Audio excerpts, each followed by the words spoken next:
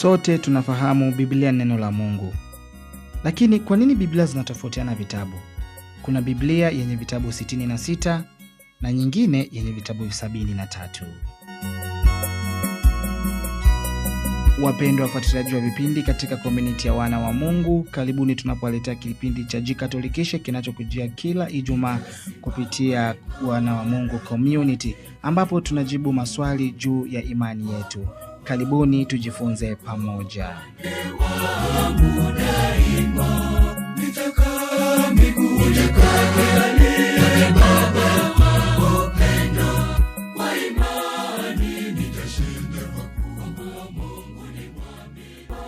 Ili tuende vizuri katika kujibu swali hili, inabidi tufahamu maana ya neno kanuni au canon katika somo au mafundisho kuhusu Biblia. Neno kanuni au canon linamaanisha orodha rasmi ya vitabu vilivyoandikwa kwa uvuvio wa Roho Mtakatifu. Hivyo havina makosa na vinafaa kuwa msingi wa mafundisho juu ya imani na maadili. Kumbe utakaposikia nazungumza kuhusu kanuni au canon, huwa unaelewa kwamba ni orodha rasmi ya vitabu vilivyoandikwa kwa uvuvio wa Roho Mtakatifu. Hivyo havina makosa na vyafaa kuwa msingi wa mafundisho juu ya imani na maadili. Vitabu hivyo ndivyo orodha yake inaitwa kanuni. Orodha yake rasmi na iliyoidhinishwa na mamlaka ya kanisa. Basi ndugu yangu, ili kuweza kujibu swali hili ambalo Wakristo wengi wamekuwa wakiulizwa na kujiuliza, basi jibu langu nimeligawa katika vipengele vinne. Tuanze na kipengele cha kwanza.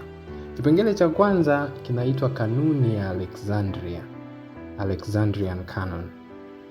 Mnamo mwaka 250 kabla ya Kristo, mfalme wa Misri Ptolemayo aliwaita wazee 70 wa Israeli kutoka Yerusalemu na kuwaagiza kukusanya maandiko yao matakatifu. Kwa nini kutoka Yerusalemu? Ni kwamba Yerusalemu ndio ulikuwa mji mkuu wa taifa la Israeli kidini na kisiasa. Kumbe wataalamu na wabobezi wa dini ya Kiyahudi waliaminika kuwa huko. Unakumbuka wakati fulani Mafarisayo na waandishi kutoka Yerusalemu walimfuata Yesu na kumuuliza kuhusu wanafunzi wake kula chakula kwa mikono najisi. Maana yake mwandishi alitaka kuonyesha kuwa hawa Mafarisayo ni wabobezi kutoka Yerusalemu. Ni kama leo useme mkulima wa ndizi kutoka Bukoba. Tunajua Bukoba huko wanalima sana ndizi. Kwa hivyo tunajua huyu mkulima atakuwa anafahamu fika kuhusiana na ukulima na ulimaji wa ndizi. Au pengine ukisikia wataalamu waliturujia kutoka Vatikano Roma, tunajua huko ndiko makao makuu ya kanisa yalipo. Kwa hivyo tunategemea watakuwa ndio watu ambao wana uweledi, wabobezi na ambao wana ubora katika hilo swala. Basi tuendelee. Inaaminika kuwa watu hawa 70 waliotafsiri maandiko ya Kiebrania na Kiaramayo kwenda Kigiriki walifanya kazi hiyo kwa siku 70. Walikuwa 70 na wakafanya kazi kwa siku 70.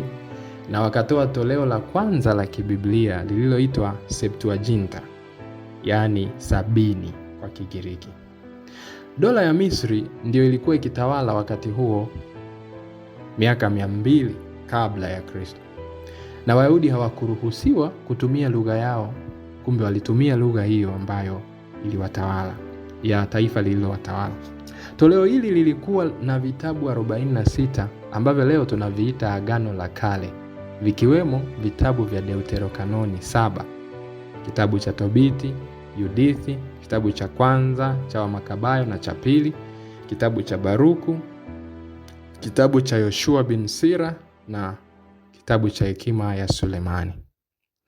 Kumbe vitabu vingine 39 vilikuwa vimekubaliwa tayari na Wayahudi hapo nyuma. Viliitwa kwa kanuni ya protokanoni, yani kanuni ya kwanza. Proto maana yake ni ya kwanza na deutero maana yake ni ya pili. Hivyo kundi la hivi vingine 7 ndilo huitwa deuterokanoni, yani kanuni ya pili. Kwa kanuni ya pili ilivitambua hivi vitabu rasmi, si kwa uzito au kwa uvuvio, bali kwa kutambulikana kwake rasmi baada ya ile orodha ya mwanzo iliyokuwepo. Kumbe vinaitwa hivyo sio kwa sababu uvuvio wake ni mdogo kuliko vile vya protokanoni, isipokuwa kwa sababu tu vilipokelewa na kukubaliwa baada ya vile vya kwanza. Tuwekane sawa, hapa tuzungumzia Agano Jipya. Tunaposema neno la Mungu au Biblia katika nyakati hizi, Agano Jipya bado halijakuwepo. Lenyewe liliidhinishwa miaka 400 baada ya Kristo. Mwaka 400 hivi baada ya Kristo. Basi kipengele chetu cha pili. Katika kipengele cha kwanza tumeona kuwa kanuni ya kwanza ya Biblia kwa ujumla, yani Agano la Kale, mwaka 250 kabla ya Kristo, ilijumuisha vitabu vya Deuterokanoni na jumla ikawa na vitabu 46 vya Agano la Kale. Kipengele cha pili ni kanuni ya Palestina, Palestinian Canon. Ukisoma Injili ya Luka mpendwa, sura ya 19 aya 44 na kuendelea, na Injili ya Mathayo sura 24 aya ya kwanza na kuendelea, utaona Yesu anatabiri kuangamizwa kwa Yerusalemu. Utabiri huu ulitimia mwaka 70 ambapo mji wa Yerusalemu ulitwaliwa na Tito Mrumi na hekalu likavunjwa na kuangamizwa mpaka leo. Hii ikiwa mojawapo ya sababu, pamoja na sababu nyingine, Wayahudi kwa kutaka kuleta matengenezo kwenye dini yao iliyoathiriwa na utawala wa Kigiriki miaka 300 hivi kabla ya Kristo, tangu mwaka 300 kabla ya Kristo, utawala pia wa Kirumi kuanzia mwaka 63 kabla ya Kristo na kuendelea, hata na Ukristo wenyewe pia uliathiri Uyahudi. Kumbe Wayahudi kwa kutaka kuleta matengenezo kwenye dini yao, kwanza walitengana rasmi na Ukristo. Kwa hivyo kukawa na mtengano wa dini, zikawa dini mbili rasmi. Na mwaka 90 baada ya Kristo, ili kuondokana na ushawishi wa Kigiriki kwenye dini yao, wanazuoni wa Kiyahudi waliona hawana budi kuondoa vitabu hivyo 7 vya Deuterokanoni. Vitabu 7 ambavyo awali viliandikwa kwa Kiyunani kwenye maandiko yao. Kwa hiyo waliona kitu chochote cha Kiyunani ambacho sio cha Kiebrania, hichi sio cha kwetu, kinatuchafulia dini. Kumbe wakakitoa. Maandishi hayo hayakuandikwa Kiebrania, kwani Wayahudi walipigwa marufuku kutumia lugha yao na dola iliyowatawala, yani ya Watolemayo wa Misri. Hatuwezi kusema kuwa Mungu alikuwa kimya huo wakati walipotawaliwa miaka 300, 200. Hatuwezi kusema Mungu alikuwa kimya. Kumbe alizungumza, japo maandishi hayo hayakuandikwa Kiebrania. Matokeo ya uamuzi huu ni kuwa vitabu 39 tu vya Agano la Kale, yani vile vya protokanoni, ndivyo vilikubaliwa na hawa Wayahudi mwaka 90 baada ya Kristo. Mwaka 90 baada ya Kristo. Twende kipengele cha tatu. Katika kipengele cha tatu sasa tunaitazama kanuni ya Kikatoliki. Tukumbuke nilisema kanuni ni nini? Orodha rasmi ya vitabu vya Biblia takatifu. Kumbe kanuni ya Kikristo au ya Kikatoliki iko kama ifuatavyo. Baada ya kuvunjwa kwa hekalu la Yerusalemu mwaka 70 baada ya Kristo, Wayahudi na Wakristo walitengana rasmi na kudhihirika kama dini mbili tofauti. Sasa tofauti na Wayahudi ambao walivikataa vitabu vya Deuterokanoni kwa sababu havikuwa vya Kiebrania, Wakristo wenyewe wa mwanzo walitumia kanuni ile ile ya Alexandria ya vitabu 46 katika Agano hilo la Kale. Na kanuni hiyo imetumika kuanzia hapo mpaka mwaka 1500 na kuendelea. Kumbe mnamo karne ya 4, Papa Damasus wa kwanza alimwagiza katibu wake ambaye alikuwa Mtakatifu Jerome au pengine anamuita Jeronimo, mwaka 345 mpaka 420 baada ya Kristo, ndo wakati ambao aliishi Mtakatifu Jerome. Aliagizwa na huyu Papa Damasus kutafsiri ile tafsiri ya kwanza ya Septuaginta na maandiko ya Agano Jipya yaliyokuwa ya Kigiriki kwenda Kilatini. Mtakatifu Jerome alitengeneza tafsiri hiyo yale maandishi ya kwanza yaliyokuwa Kiebrania na Kiaramayo, akayapeleka na Kigiriki akayapeleka kwenye Kilatini. Sasa alivyofanya hiyo tafsiri, yeye alitumia kanuni ile ile ya Alexandria, na hivyo alikuwa na vitabu 46 katika Agano la Kale na vitabu 27 katika Agano Jipya, na kumbe ikafanya jumla ya vitabu vya Biblia kuwa 73. Hapo tunaongelea mwaka 340 baada ya Kristo. Utofauti ambao unaonekana katika matoleo mbalimbali haya ya Biblia hauko tu kwenye idadi ya vitabu, bali wakati mwingine unaonekana hata kwenye sura, mfano katika vitabu vya Esther na Danieli, kwa sababu tafsiri iliyo ya zamani zaidi ya Septuaginta ambayo tuliiona yenyewe ilikuwa na sehemu hizo, tofauti na tafsiri nyingine ambazo zilifuata kwa sababu zile zile ambazo nimezisema. Kumbe kanuni ya Kikatoliki ya Kikatoliki au ya Kikristo ilichukua kanuni ile ile ya Alexandria kwa habari ya vitabu vya Agano la Kale 46. Kipengele chetu cha 4 cha jibu letu ni kwamba tunatazamia sasa mageuzi ya Martin Luther. Katika karne ya 16 mwaka 1517 na kuendelea, padre mmoja Mwagustiniani msomi, kwa kukwazwa na upotoshaji wa mafundisho kuhusu kuwaombea marehemu, yani toharani, alikataa kitabu cha Wamakabayo kinachothibitisha fundisho hilo. Aliona kuondoka kwa kitabu hicho kutaondoa upotoshaji huo. Kwa kufanya hivi, alikataa vitabu vyote vya Deuterokanoni. Aliepuka kanuni ya Alexandria na kukumbatia ile ya Palestina ya vitabu 39 vya Agano la Kale. Ni kweli kulikuwa na upotoshaji wa baadhi ya waklero, lakini haikumaanisha fundisho hilo ni la uongo kwa ujumla. Kwa mfano, baadhi ya watu wakifundisha kwamba Yesu hakusikia maumivu msalabani. Ili kumaliza mchezo, hatuendi kuondoa kitabu kinachozungumzia mateso ya Yesu, isipokuwa tunatumia kitabu hicho hicho kufundisha uhalisia au ukweli wa fundisho la mateso ya Yesu kwa usahihi.